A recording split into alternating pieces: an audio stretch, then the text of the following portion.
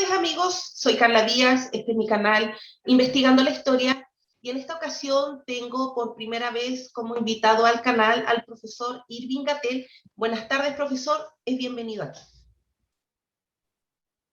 Hola Carla, ¿qué tal? ¿Cómo estás? Un gusto atender a tu invitación. Así que partir, profesor, por esta historia del antiguo Israel que a nosotros nos llega como una influencia enorme a través de la Biblia, como occidentales que somos. En él vemos plasmados relatos, los patriarcas, el éxodo, el diluvio y cuantos relatos que conocemos ya por tradición acá, ya sea cristiana o judía. Estos relatos tal cual están plasmados en la Biblia, ¿podemos tomarlos como relatos históricos? O sea, en realidad, la posibilidad que tenemos nosotros con todo y la arqueología y las fuentes documentales y todas las herramientas que tenemos para decidir si ciertos eventos ocurrieron o no ocurrieron es muy limitada. Entonces, cuando realmente hablamos de lo histórico o lo no histórico, nos referimos más bien a lo que podemos estudiar por medio de las herramientas de la historia. Y aquí es en donde hay que entender que muchos de los relatos bíblicos no se pueden estudiar, porque no tenemos fuentes documentales o no tenemos evidencias arqueológicas que lo sustenten. Me refiero, por ejemplo, la túnica de colores de Yosef, ¿no? Que según el relato bíblico Jacob le regaló a Yosef. O sea, eso nunca se va a encontrar. Primera, porque estamos hablando de un material biodegradable. Segunda, porque aunque te encontraras una túnica de colores, bueno, pudo ser de cualquier persona. Entonces, este tipo de detalles hace que ciertos aspectos o ciertos relatos de la Biblia no se puedan investigar de manera histórica. Por lo tanto, un historiador, alguien como, o sea, como yo, que me dedico a este asunto desde una perspectiva, o sea, que intenta uno aplicarlo con criterios científicos, no nos detenemos en la discusión si estos detalles son históricos en el sentido de si ocurrieron o no ocurrieron. Lo que nos interesa, pues obviamente es aquello con lo que sí se pueda trabajar. Entonces, por ejemplo, si vamos a hablar de los patriarcas, a mí como historiador, no es que no me interese, digo, el tema es interesante, pero no me puedo detener en si Abraham, Isaac y Jacob existieron o no, que no tenemos las tumbas, no tenemos actas de nacimiento, no tenemos fotos, o sea, no tenemos las evidencias documentales que podrían demostrar que sí o que no. Entonces, digamos, a lo que le ponemos atención es al trasfondo que hay detrás de esto. Por ejemplo, si vamos a hablar de los patriarcas, a mí lo que me interesa es, por ejemplo, las migraciones de grupos nómadas o seminómadas desde la zona de Mesopotamia hacia la zona de Canaán entre los siglos XVIII, XVII, antes de la era común. O sea, la dinámica social de la que estaría hablando el texto, vamos a decirlo así, en abstracto. Entonces, hay que saber, digamos, retirarnos, alejarnos de la anécdota del texto bíblico, o sea, Abraham estaba casado con una mujer llamada Sara y eran medios hermanos. Eso nunca va a haber manera de demostrarlo ni a favor ni en contra. Y en cambio hablar de cómo era la vida de los antiguos hebreos, porque hay mucha evidencia al respecto, tomada de otras culturas, cómo fueron estas migraciones, cuáles fueron las implicaciones sociales, políticas, cómo evolucionó el pensamiento religioso, etcétera, ¿no? Entonces, una de las cosas que yo siempre he insistido es que cuando hacemos esta, digamos, precisión de a qué situaciones le vamos a poner atención, más que a las anécdotas del texto bíblico, a los trasfondos sociales a los que se refieren todas estas dinámicas, el texto bíblico tiene una precisión impresionante, es decir, nos remite a situaciones que son 100% históricas. O sea, habla de la migración de un clan hebreo cuando efectivamente ocurrieron esas migraciones de clanes hebreos.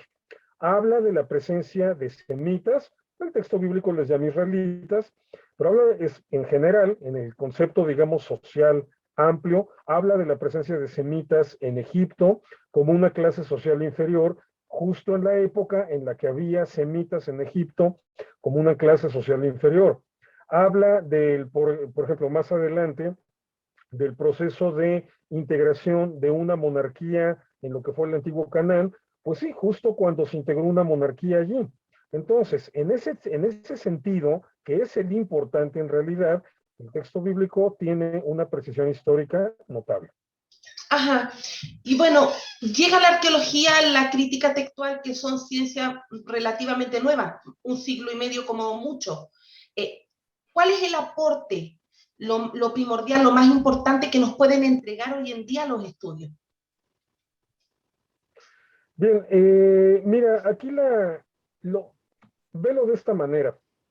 Antes teníamos una gran cantidad de vacíos de información respecto a la historia del Medio Oriente. Y llenábamos toda esa información con la información que tenía la Biblia, con los datos que nos da la Biblia. Entonces, lo poco que entendíamos de historia del Medio Oriente, gracias a lo poquísimo que había de vestigios arqueológicos, y claro, vestigios arqueológicos tan evidentes como las pirámides de Egipto, por ejemplo, lo poco que sabíamos arqueológicamente lo complementábamos con los datos que daba la Biblia. Gracias a la arqueología y a la crítica textual, la situación ahora es al revés. Lo que dice la Biblia lo podemos entender mucho mejor gracias a la arqueología y a la crítica textual. Son dos disciplinas, junto con otras más, historia y sociología de la religión, antropología de la religión, filología. Son un combo de disciplinas académicas serias, rigurosas, que se han desarrollado muchísimo en el último siglo y medio, 2 siglos, que han hecho que cambie radicalmente toda nuestra comprensión de lo que es la historia del Medio Oriente antiguo, la historia del antiguo Israel y el contenido del texto bíblico. Entonces, sobre todo, en este punto, yo siempre insisto, primero hay que empezar con la crítica textual. ¿Por qué? Porque antes de meternos a ver los eventos históricos o entender las dinámicas históricas, primero tenemos que entender con qué tipo de texto estamos trabajando a la hora de utilizar la Biblia. No, porque la Biblia no es un libro de historia.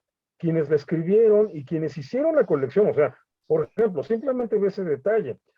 Obviamente no hubo un autor que se sentó a escribir y dijo, este libro va a ser de la Biblia, y terminando de escribirlo, lo puso en una colección con los demás que ya estaban. Obviamente no. Obviamente son libros que se fueron escribiendo cada uno por razones diferentes, en momentos diferentes, con motivaciones u objetivos diferentes, y mucho tiempo después, siglos después, un grupo de escribas, los empieza a poner e integrar en una colección que con el paso de todavía más siglos se convierte en la Biblia. Entonces, primero tenemos que entender la naturaleza del texto, que es nuestro, digamos, referente inicial, para después poder comparar esa información con lo que nos aporta la arqueología. Entonces, por eso es básico el trabajo de crítica textual, para saber en dónde estamos parados. Profesor, entonces, como una definición breve, ¿qué es la crítica textual? La crítica textual, de lo que se trata digamos, en el sentido más estricto y compacto de la palabra, la crítica textual se trata de intentar reconstruir la versión original del texto, de un texto antiguo, por supuesto, ¿no?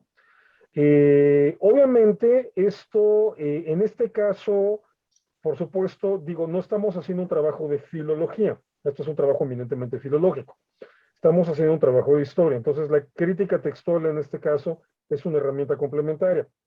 Obviamente, pues en el objetivo del curso no es reconstruir el texto original de la Biblia, ¿no? O sea, vamos, los mejores especialistas todavía se pelean con ello, ¿no? Entonces dejemos que sean ellos los que lo resuelvan.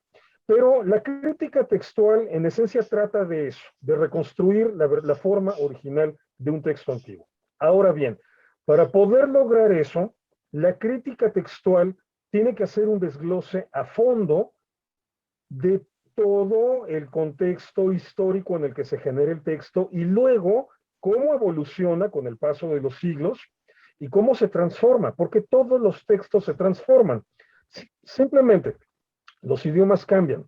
De repente palabras o expresiones que significaban una cosa, 5 o 6 siglos después, significan otra.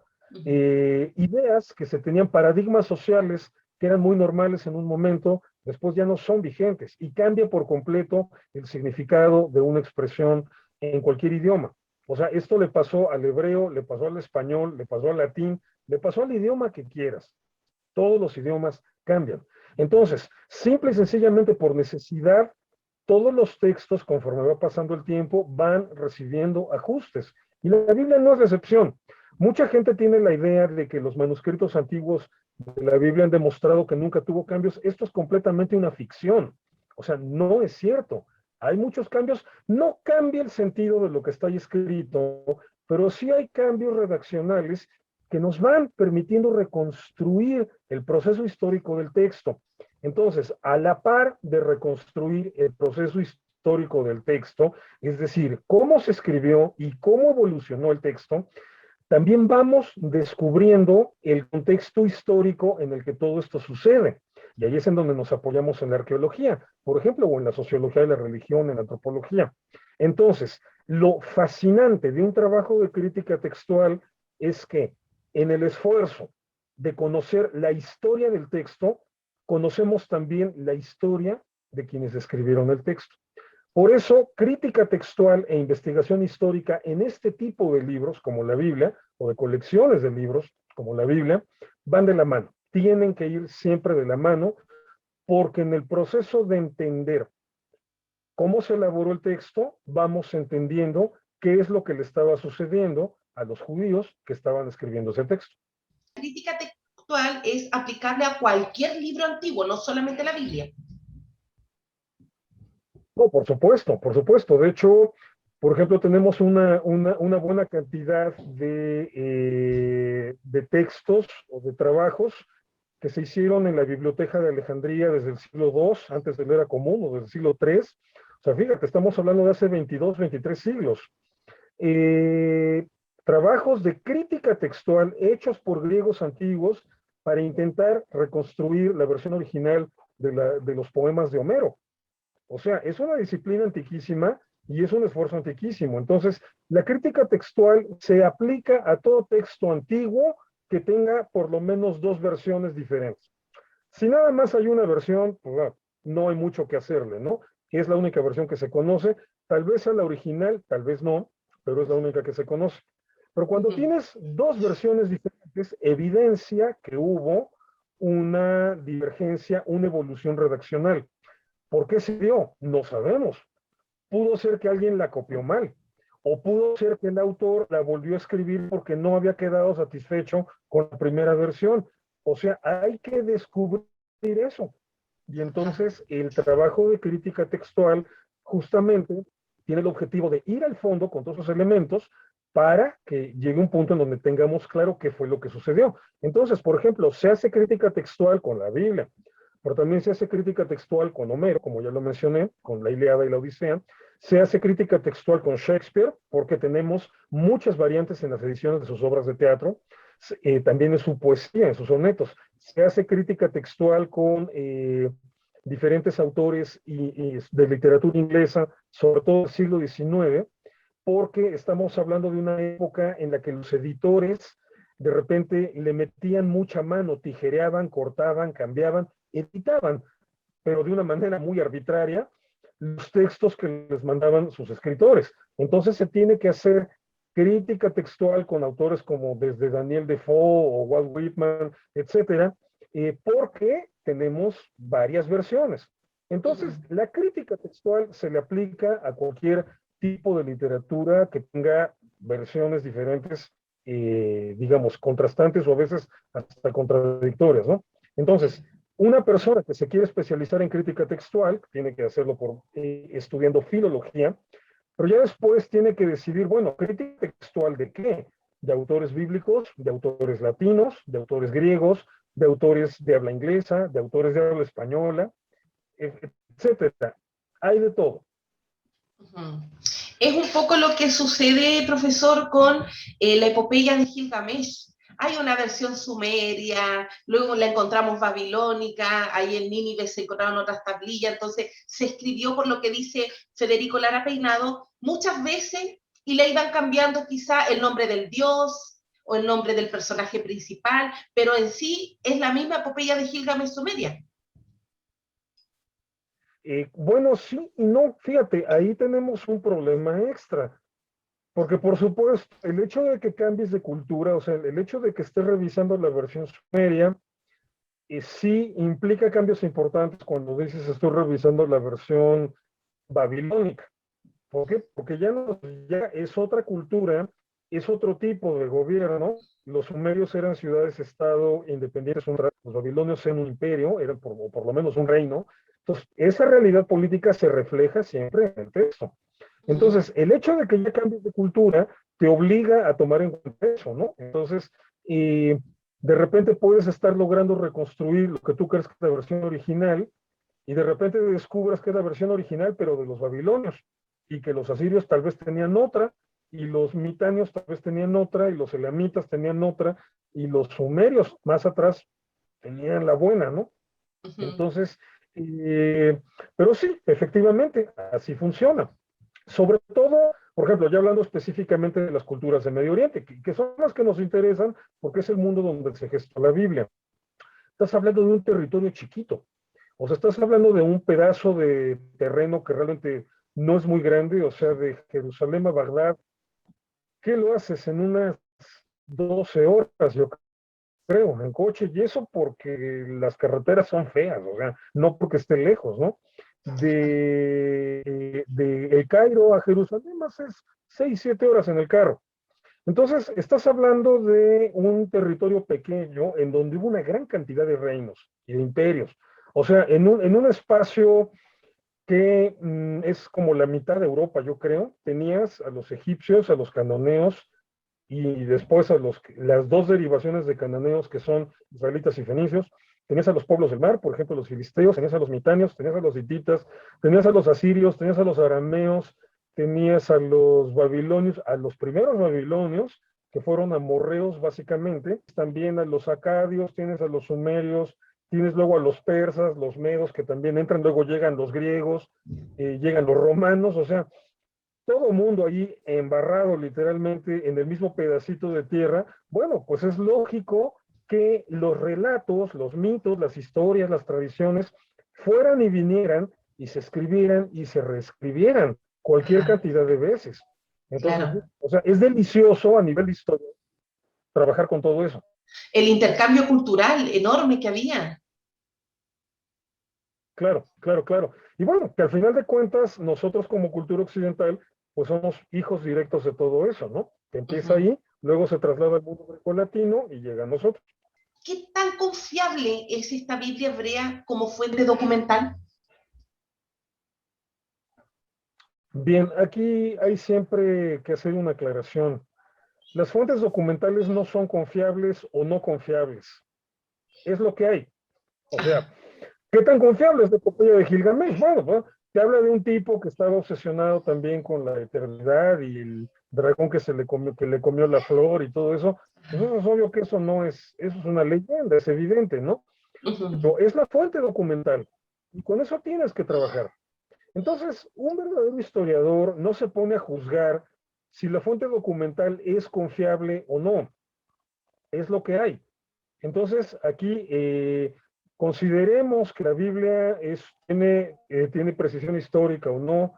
De todas maneras, es la fuente documental con la que trabajamos y tenemos que hacerlo desde la perspectiva más neutral y rigurosa posible. Pero bueno, un historiador, digamos, serio, no se está planteando si que te cuenta algo que no fue cierto. Te pongo un ejemplo. En la tumba de Ramsés II, tenemos uno de los recuentos de la batalla de Kadesh. Y es un recuento que ahora, después de todo lo que se ha investigado, se sabe que dice mentiras. Que dice que ahí cosas está que la no son versión ciertas. hitita, que son los Ahorita hititas, sí, ¿no? Sí. exactamente, que está la versión hitita. La versión hitita está un poco más apegada a la realidad. Pero entonces, al historiador, en última instancia, ya una vez que queda claro que la versión correcta es la de los hititas y no la de los egipcios, no te va a decir, entonces hay que tirar la de los egipcios. No nos sirve, porque es mentira. No, no, no, para nada, al contrario. Nos sirve para reconstruir otras cosas. Una, primera pregunta, ¿por qué Ramsés estaría interesado en haber mentido, no? Entonces, te sales de lo que es estrictamente la anécdota y empiezas a trabajar con cómo era la política, cómo era la comunicación, cómo era la sociedad egipcia. Entonces, aún una fuente documental que en este caso nos presenta una versión manipulada y sesgada de la realidad, nos sirve para reconstruir un montón de cosas alrededor. Entonces, no es que la fuente sea confiable o no confiable. Ahí la tenemos, hay que trabajar con eso. Ajá. Y bueno, los egipcios eran, pero eran expertos en sus campañas políticas, tenían súper buenas campañas políticas, ahí vemos el caso de Ramsés II. Oh, claro, sí, o sea, leer un documento egipcio no era cualquier cosa, ¿no? Imagínate entrar a un templo y ver todas las paredes llenas de letras, bueno, de jeroglíficos, claro, pero eran letras, de textos, pues. O sea, sí, era bastante interesante lidiar con los medios de información en el antiguo Egipto, ¿no? Algo impactante, definitivamente. O sea, tenían un gusto por lo monumental impresionante. Ahora imagínate todo eso bien bonito, o sea, como era originalmente, digo, porque nosotros conocemos la ruina. Imagínate todo eso así lindo, bonito, bien cuidado, todo lleno de colores. O sea, debió haber Ajá. sido una experiencia monumental, justamente. Sí, sí, totalmente. Hay quienes dicen que los seres humanos en la antigüedad no distinguían mucho entre lo histórico y lo mitológico, pero hay otro grupo de expertos que sí dicen que ellos tenían muy claro que el relato era mitológico y que no era histórico. Entonces, ¿cuál es su opinión frente a eso? No, no estoy de acuerdo con eso. O sea, mira, la idea de que hay algo histórico y hay algo mítico existe en la antigüedad, pero que tú digas que realmente sabían diferenciar una cosa de la otra, no. Ok. O sea, en la antigüedad, o sea, a ver, la gente en la antigüedad miraba al cielo, nosotros vemos estrellas, ¿no? O sea, sabemos que las estrellas son soles, galaxias, cometas, planetas, etcétera, ¿no?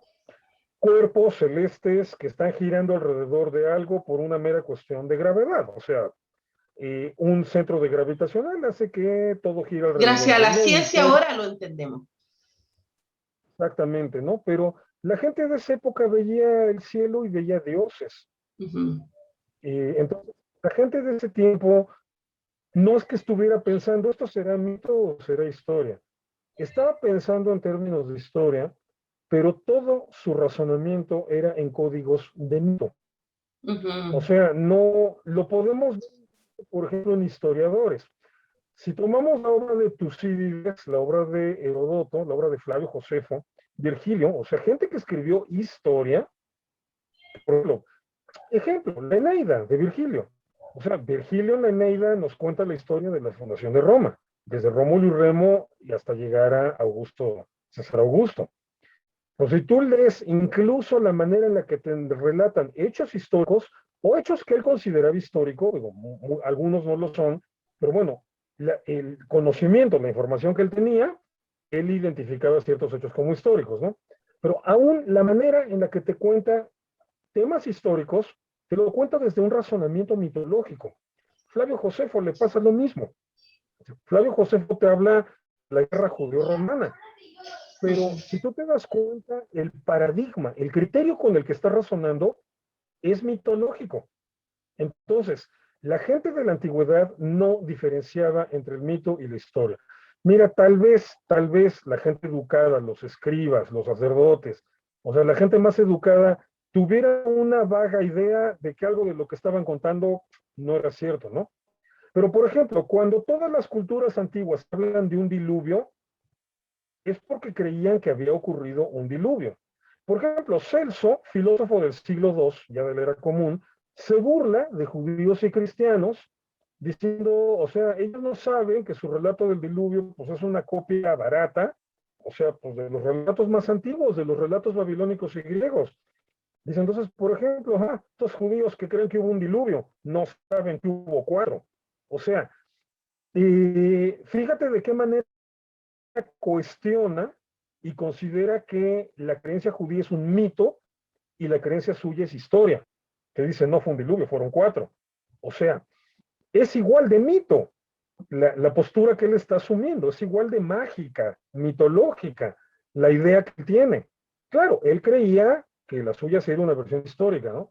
Pues la gente de la antigüedad realmente no tenía la capacidad para diferenciar, no tenía las herramientas para diferenciar entre historia y mito. La posibilidad de hacer investigaciones históricas rigurosas es reciente, muy reciente. Claro. ¿Y será, se debe a eso, profesor, que luego podemos ver en los evangelios cuando los escritores muestran a un Jesús mencionando como en los días de Lot, los días de Noé, mencionando a Moisés, Sí, el diluvio, como algo que sucedió, que ocurrió, un hecho realmente verídico? ¿Es por lo mismo que usted está comentando? pues sí, por supuesto, o sea, porque estamos hablando de una época en la que esta gente no tiene una facultad de historia en una universidad, o sea, con mecanismos rigurosos de análisis y evidencia arqueológica desenterrada y estudiada. Uh O -huh. sea, pues obviamente, exactamente igual que los evangelios, por ejemplo, Flavio Josefo. Si tú ves la narrativa histórica de Flavio Josefo, también incluye todos esos eventos Uh que -huh. evidentemente muchos eventos son, pues evidentemente fantasiosos. Uh -huh. ¿No? Es parte de lo que es normal para la gente de esta época, pues gente que veía la explosión de un volcán y obviamente no estaba pensando, híjole, es que ya se había acumulado mucho magma en el subsuelo y pues obviamente la presión hizo un efecto de Claro, olla express. No, era gente que te decía, no, alguna deidad está furiosa, claro, algún dios está. Entonces, es obvio que los fenómenos que no entendían los explicaran por el lado de lo sobrenatural. Esa es la norma en la antigüedad. Y uh te lo -huh. cuentan como si fuera historia. Entonces, Ajá. es gente con esas limitantes. Bueno, no tienen la culpa, eran gente antigua, ni modo. Y en nuestros tiempos, leer ese tipo de relatos realmente es apasionante, es maravilloso cómo ellos interpretan estos fenómenos meteorológicos con relatos divinos. Exactamente, sobre todo porque, bueno, una nos obliga, nos reta a tratar de descubrir qué fue lo que hubo detrás, ¿no? Pero por otra parte también nos va enseñando la manera en la que ha ido evolucionando nuestro intelecto, la manera en la que hemos ido desarrollando la capacidad de tener una mejor comprensión, bueno, no nada más del evento histórico como tal, sino de el proceso mediante el cual esta gente antigua nos contó el evento histórico, pues desde la óptica que ellos podían tener, que Uh no -huh. podían tener una óptica remotamente similar a la nuestra. O sea, uno de los primeros errores o de los más comunes errores en la investigación histórica es intentar juzgar estos textos antiguos desde nuestra óptica moderna. O, porque por ejemplo, eso es clásico, ¿no? De ateos, así de ateos de cantina, Uh que -huh. te dicen, o sea, es que la Biblia es un libro lleno de violencia y de crueldad y machista y todo eso. Bueno, esos son criterios de hoy. O sea, ¿quieres juzgar el texto bíblico? Tienes que juzgarlo en su momento histórico. No, pero es que yo no estoy de acuerdo con ese momento histórico. Bueno, pues qué bueno que no naciste ahí. Pero bueno, esa respuesta es una absoluta necedad que no le abona ningún rigor al análisis del texto. Uh O -huh. pasa al revés. Queremos analizar esos textos como si los hubiera escrito alguien del siglo XX o del XXI, ¿no? O sea, por Claro. ejemplo, cuando te dicen, no, no, es que, pues obviamente este evento dejó tan impactada a la gente que quisieron preservar su memoria histórica. No, no, no, no, eso es un criterio de ahorita. Ajá. La gente en la antigüedad razonaba de otra manera. Y pues, esa es, esa es la parte exquisita de la crítica textual, acercarnos a la forma de razonar de la gente que escribió el texto, Uh que no es sencillo. -huh. Todas las religiones, en su mayoría del Próximo Oriente Antiguo, de todo este Medio Oriente Antiguo, eran religiones solares. ¿Qué ocurre con estos hebreos y cómo evolucionan y se convierten en israelitas? Bueno, no, bueno, todas las religiones tenían dioses solares, pero no todas giraban en torno a la religión solar. Eso fue más marcado sobre todo en Egipto. Egipto es la nación solar, la deidad principal en Canaán y en algunas regiones de Canaán. Y en Babilonia van a ser deidades que más bien se asocian con Júpiter, no con el Sol. Los griegos posteriores la van a identificar, por ejemplo, deidades como Baal o como Marduk, que bueno, Marduk a veces aparece como Júpiter, o sea, como deidad jupiterina, a veces aparece como deidad solar. También, es lo que te digo, cada pueblo va cambiando su manera de enfocar las cosas, ¿no? Pero Ujú. bueno, los griegos, cuando entran en contacto con esta religión, identifican que este Baal de los fenicios es a quien ellos llaman Zeus, y luego los romanos le llamarán Júpiter, ¿no? Bueno, y por eso el nombre del planeta. Entonces, bueno, pero efectivamente estamos hablando de un entramado religioso en donde el elemento fundamental de todo, digamos, de toda la estructura narrativa religiosa, siempre es la idea de invierno-primavera, porque ya sea que lo veas desde la perspectiva del sol, que en invierno pierde su fuerza y en primavera la recupera, o Ujú. de la naturaleza, que en invierno se muere y en primavera renace. Esto es lo que va a marcar la gran mayoría de los mitos de todas estas zonas, Sí. los mitos de muerte y renacimiento. Los hebreos en este caso van a ir a contracorriente. ¿Por qué? Porque los hebreos son de los grupos que se mantienen nómadas o seminómadas durante mucho tiempo más, durante miles de años después de la invención de la agricultura. Estamos hablando que la agricultura se inventa por ahí del año 8000, 9000, antes de la era común, y los hebreos todavía en el año 1500 siguen siendo seminómadas, o sea, 7000 años después de la invención de la agricultura seguían siendo seminómadas. Entonces, los grupos nómadas y seminómadas tenían más apego por la cuestión lunar, pues porque generalmente movían o su vida la desarrollaban de noche, debido a lo difícil que es el clima en los días, en las zonas desérticas. Entonces, sus calendarios eran lunares, sus conteos eran lunares. Claro, va a haber un proceso de amalgama, se van a fusionar, se van a mezclar, digo, porque dioses lunares también los había en la cultura egipcia o en la cultura babilónica. Pero aquí la parte interesante es que de todas maneras, los grupos de origen nómada van a mantener como una cierta distancia con la manera más tradicional o más común de explicar la religión en las grandes culturas, ¿no? Ahora, estos grupos van a ir desapareciendo. Ya, digamos, entre el año que te diré, entre el año 2000 y el año 1000, los grupos nómadas o seminómadas con este tipo de divergencias religiosas prácticamente van a desaparecer. El único grupo que va a conservar una fortísima herencia, vamos a llamarle así, disidente y antisolar, va a ser el israelita, un grupo de origen hebreo, es perfectamente lógico, pero lo sorprendente es la manera en la que conservaron una visión religiosa independiente a la visión religiosa solar o naturalista predominante de todo el territorio, ¿no? Entonces, bueno, en este proceso en que estos grupos nómadas van desapareciendo, ¿qué significa que van desapareciendo? Significa que se van volviendo sedentarios. Entonces, aquí la parte interesante es cómo todos estos grupos nómadas de hebreos que andaban deambulando por el territorio de Canaán, que obviamente eso les llevó a tener un contacto permanente con los grupos cananeos que ya eran sedentarios, como amorreos, fereceos, jebuseos, etcétera.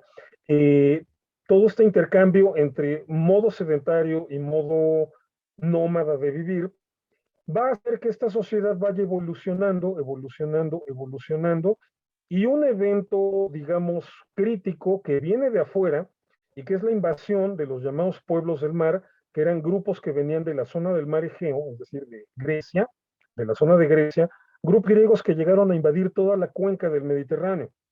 Entonces, la presencia allí de este tipo de grupos, no conocemos a detalle sus nombres.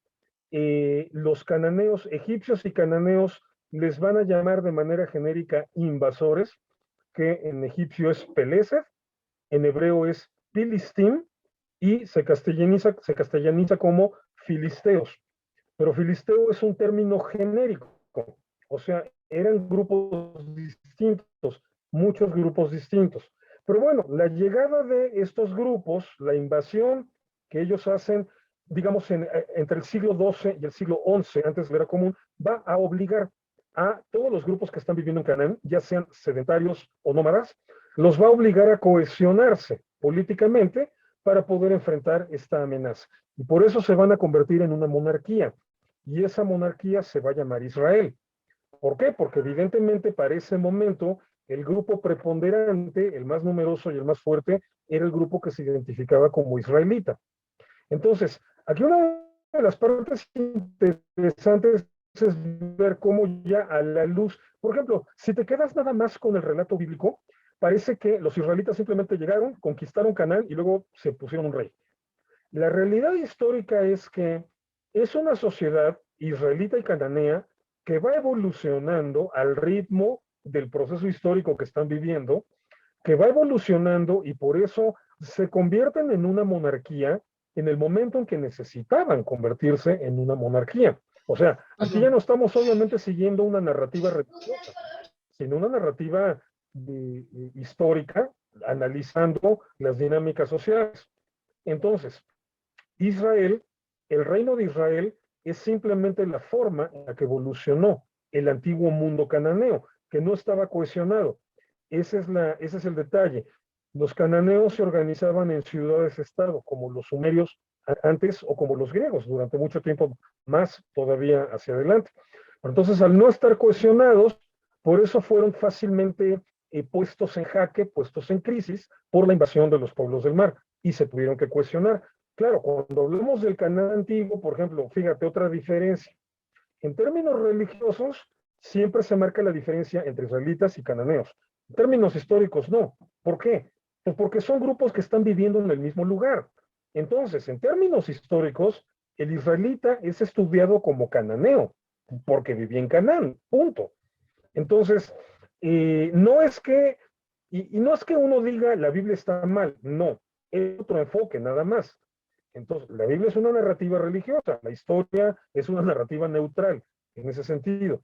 Entonces, el reino de Israel es la forma en la que evolucionó la sociedad cananea, que bueno, para ese momento evidentemente ya era predominantemente israelita y por eso el reino se llamó Israel y no Amurro, ¿no? Por ejemplo, que es como se podría haber llamado si el elemento predominante hubieran sido los amorreos.